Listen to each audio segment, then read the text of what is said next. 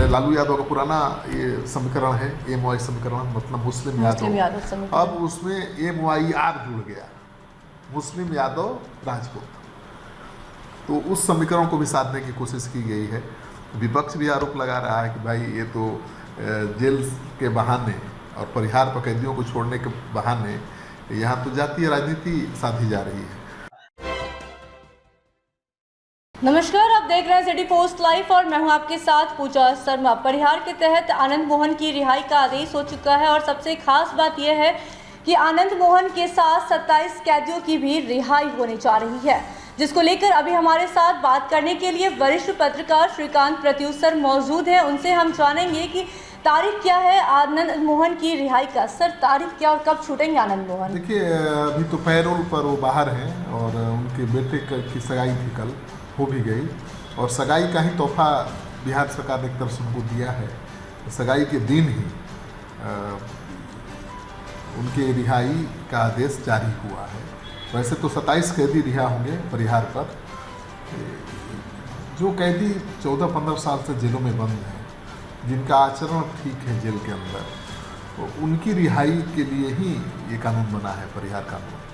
लेकिन बिहार में अड़चन ये थी कि 2012 में इसे कुछ परिवर्तन कर दिया गया था और लोक सेवक या सरकारी सेवक की ड्यूटी पर हत्या के आरोपियों को परिहार का लाभ नहीं देने का एक पॉइंट जोड़ दिया गया था और उसी वजह से आनंद मोहन को परिहार पर छोड़ने में तकलीफ हो रही थी सरकार को भी, क्योंकि वो कानून अड़चन की तरह था। लेकिन सरकार ने कैबिनेट की बैठक में वो फैसला बदल दिया और अब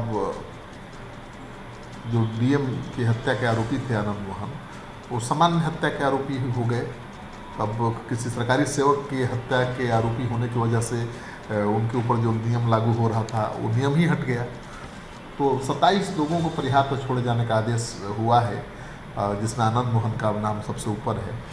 तो आनंद मोहन को लेकर ही बवाल मचा हुआ है। भाई, आनंद मोहन जो तत्कालीन DM गोपालगंज के थे, दलित थे, जी कृष्णैया, उनकी हत्या के आरोपी हैं और उनको जेल से बाहर करने के लिए सरकार ने कानून बदल दिया, नियम बदल दिया। यही आरोप लग रहा है ना जी। और मुझे लगता है कि सरकार ने इसकी परवाह भी नहीं की और सरकार को जो फैसला लेना था ले लिया है। अब आनंद मोहन आज शाम तक सारी प्रक्रिया पूरी करके विधिवत रूप से हमेशा के लिए जेल से बाहर हो जाएंगे। बिहार सरकार पर सर ये भी आरोप लग रही है कि MY समीकरण को ध्यान में रखते हुए 27 कैदियों को छोड़ा जा रहा है, इसको कैसे देखते हैं आप? देखिए, 27 कैदियों के नाम सूची में हैं। परिहार पर जिन कैदियों को छोड़ा जा रहा है 14-15 साल जेल में पूरा करने के बाद, उसमें 27 में से ज़्यादा नाम ऐसे हैं, मतलब 13 नाम ऐसे हैं जो MY समीकरण से जोड़कर देखे जा रहे हैं। मतलब यादव हैं, मुस्लिम हैं, उनको ज़्यादा छोड़ा जा रहा है और 4 राजपूत समाज के लोगों को भी छोड़ा जा रहा है, जिसमें एक आनंद मोहन भी शामिल हैं। तो जब 27 लोगों को ही छोड़ा जा रहा है, उसमें से 13 MY समीकरण के हैं, 4 राजपूत हैं, तो इससे लग रहा है कि एक नया जातीय समीकरण बनाने की कोशिश तेजस्वी यादव, नीतीश कुमार ने की है। तो पहले लालू यादव का पुराना ये समीकरण है MY समीकरण, मतलब मुस्लिम यादव। अब उसमें MYR जुड़ गया, मुस्लिम यादव राजपूत।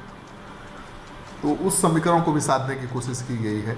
विपक्ष भी आरोप लगा रहा है कि भाई ये तो जेल के बहाने और परिहार पर कैदियों को छोड़ने के बहाने यहाँ तो जातीय राजनीति साधी जा रही है। तो खुलकर तो कोई विरोध नहीं कर पा रहा। आनंद मोहन की रिहाई का BJP भी विरोध नहीं कर पा रही है, लेकिन BJP खुश भी नहीं है, क्योंकि उसको लगता है कि आनंद मोहन की रिहाई का लाभ महागठबंधन को जरूर मिलेगा। जी सर, आनंद मोहन को छोड़े जाने का विरोध भी किया जा रहा है, इससे क्या इम्पैक्ट छोड़ेगा, क्या इम्पैक्ट पड़ेगा सर इससे? विरोध तो शुरू से ही हो रहा है। आनंद मोहन के समर्थक खुश हैं, महागठबंधन के समर्थक खुश हैं, लेकिन कुछ लोग हैं जो विरोध कर रहे हैं, लेकिन खुलकर विरोध कोई नहीं कर रहा है। केवल schedule caste schedule tribe commission के चेयरमैन ने खुलकर विरोध किया है और कहा है कि एक बाहुबली को, एक अपराधी को जेल से बाहर निकालने के लिए कानून में बदलाव ठीक नहीं, उसे नोटिस जारी करने का भी कहा था। लेकिन अब नोटिस जारी करता रहे, सरकार ने तो जो फैसला लेना था ले लिया। लोगों को लग रहा था कि अभी समय लगेगा, अभी तो पैरोल पर बाहर है बेटे की शादी के लिए, तो शायद 1 सप्ताह 10 दिन 15 दिन 1 महीना बाद सरकार फैसला लेगी उनको रिहा करने की। तो जब पैरोल ख़त्म करके जेल में जाएंगे तब इस मामले को जोर शोर से उठाने की तैयारी थी कि जो इतना जोर शोर से उठाना है कि आनंद मोहन को रिहा करने के फैसले को सरकार बदल दे, आनंद मोहन को फिर से हमेशा के लिए जेल के अंदर डाल दिया जाए। तो ये तैयारी थी बड़े पैमाने पर, लेकिन नीतीश सरकार ने बहुत चालाकी से काम लिया। अभी पैरोल पर बाहर है ही, तब तक परिहार पर छोड़ देने की प्रक्रिया पूरी कर दी है, ऐलान भी कर दिया। तो अब तो आज छूट जाएंगे सब लोग। अब आनंद मोहन अकेले तो छूट नहीं रहे हैं, 27 लोग छूट रहे हैं, 27 तो उनके साथ में छूट रहे हैं। तो अब कैसे आप विरोध करिएगा? मुझे लगता है कि अब आयोग के नोटिस का भी कोई मायने नहीं है, मतलब नहीं है। और मायावती ने राजनीतिक रूप से विरोध जताया था, कहा था कि नीतीश सरकार दलित अधिकारी के हत्या के आरोपी को छोड़कर दलित विरोधी होने का प्रमाण दे रही है। तो मायावती से भी तो नहीं मिले नीतीश कुमार, अभी गए थे ना जी अखिलेश यादव से मिलने, ममता बनर्जी से भी मिले। और मायावती से जैसे ही सवाल पूछा गया मायावती को लेकर, तब तक अखिलेश यादव ने माइक नीचे कर दिया। मतलब मायावती से नहीं मिले, तो मायावती का जो तेवर है वो लगता है कि थोड़ा अलग है। वो विपक्ष के साथ आने को तैयार नहीं है, और आएंगी भी बेचारी, कैसे आएंगी तो मुश्किल में फंस जाएंगी। उनके पीछे बहुत जोर शोर से CBI ED लगा हुआ है। तो मान कर चलिए कि आनंद मोहन की रिहाई का विरोध अभी भी होगा, अखबारों में खबर छपेगी, टेलीविज़न पर पूरा डिबेट चलेगा। लेकिन अब तो जो होना तो हो गया भैया, अब तो आनंद मोहन ऐलान हो गया। और आनंद मोहन तो कह चुके हैं ना सिटी पोस्ट के खास बातचीत में कि अगर मुझे हत्या का दोषी भी मानते हो तो मैं सजा भुगत चुका हूँ, 15.5 साल बाद जेल से आ रहा हूँ। तो उनका अपना तर्क है, और उनका कहना है कि जो जिस कानून के कारण वो नहीं रिहा हो सकते थे, वो कानून ही बना है उनके जेल जाने के 7 साल बाद। मतलब 2007 में जेल गए, 12 में कानून आया।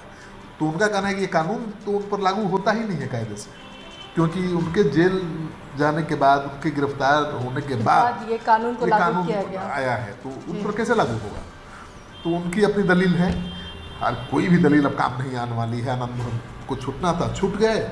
अब बिहार की राजनीति में एक नया भूचाल आएगा, क्योंकि आनंद मोहन का छूटना बहुत बड़ा राजनीतिक इम्पैक्ट डालेगा बिहार में। आनंद मोहन की रिहाई से राजनीति में क्या होगा ये देखना तो काफ़ी दिलचस्प होगा। लेकिन अभी वरिष्ठ पत्रकार श्रीकांत प्रत्युष सर बता रहे थे कि उनकी रिहाई कब हो रही है और क्या कुछ मामला फंसा हुआ था और MOS समीकरण क्या है, सब कुछ बता रहे थे श्रीकांत प्रत्युष सर। तो फिलहाल के इस खबर में बस इतना ही। तमाम छोटी बड़ी खबरों के लिए देखते रहें सिटी पोस्ट लाइव। इस वीडियो को लाइक करें, शेयर करें और चैनल को सब्सक्राइब करना ना भूलें। धन्यवाद।